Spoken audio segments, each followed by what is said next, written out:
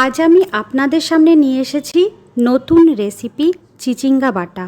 উপকরণ হিসেবে একটি চিচিঙ্গা টুকরো করে কেটে নেব, 6টি কাঁচা লঙ্কা, 2টি শুকনো লঙ্কা, 10-12টি রসুন কোয়া, 18-20টি চীনাবাদাম, 1 টেবিল চামচ কালো জিরে ও 6টি চিংড়ি মাছ নেব।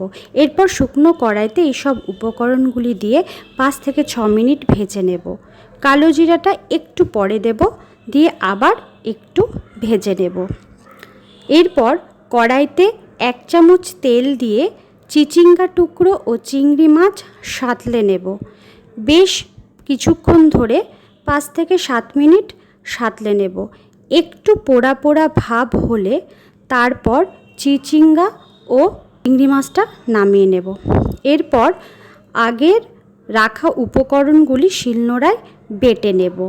তারপর মিক্সিতে চিচিঙ্গা ও চিংড়ি মাছগুলি বেটে নেব। তারপর কড়াইতে তেল গরম করে 2 পলা তেল দিয়ে বেটে রাখা উপকরণগুলি দেব। পরিমাণ মতো বা স্বাদ মতো লবণ ও চিনি দেব।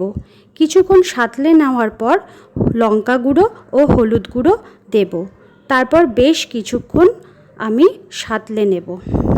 10 থেকে 15 মিনিট সাঁতলে নিয়ে যখন বাটাটি শুকনো হয়ে আসবে তখন আমি গ্যাসের ফ্লেমটা অফ করে দেব। তারপর এটি গরম ভাতে পরিবেশন করব। আশা করি সবার এই রেসিপিটা ভালো লাগবে।